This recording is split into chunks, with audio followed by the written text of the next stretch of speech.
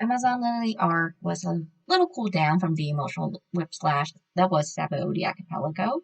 It's here that we have a bit of time to collect ourselves, get introduced to the new power that be prevalent in the Grand Line, hockey, and it is also here that we meet Hancock.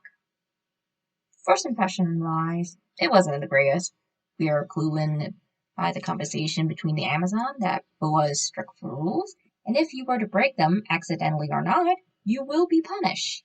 And it's sort of implied that the Amazon fears the punishment that Boa doles out. And when we actually see Boa, the first thing she did was kick a kitten.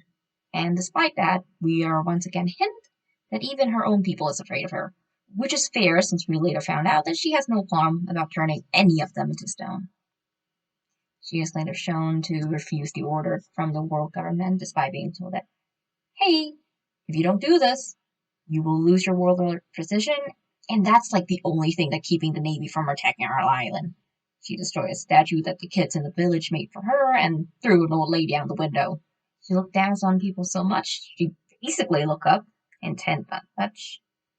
And yet, at the end of the arc, she literally fell sick in love with Luffy. She helped him sneak into Impel Dam, does her best not to get him caught during the trip on the Navy ship, even physically and publicly defending him in Marineford.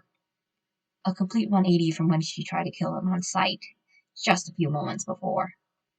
Some people are uncomfortable with this infatuation, and I understand. Boa is 29 pre-time skip, while Luffy is 17. The age difference is big.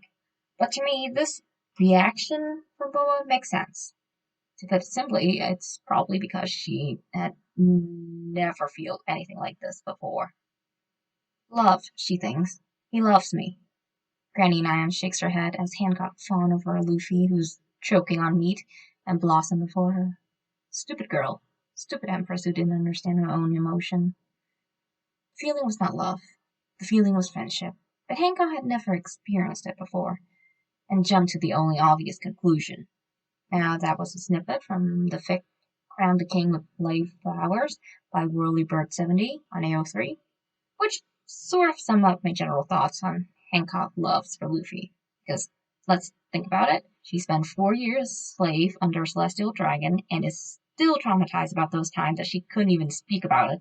When she returned home, that trauma lingers, and Boa could not let herself be vulnerable to even Elder Nyan, who took care of her after she escaped. She took her entire island to keep a secret, and put herself as far out of anyone reach as possible, be it through her position as a warlord or through her position as an empress. Everyone she had ever met had unpure heart, and therefore cruel, and given the opportunity would only wish to make her submit under them. So she mirrors the people that had once had power over her, and she became cruel and ruthless, and she looked down on others. The only close relationship she kept is with her two sisters who went through the same trauma as her. And then there was Luffy, who was not affected by her powers or her look, both standard of beauty that she knows of.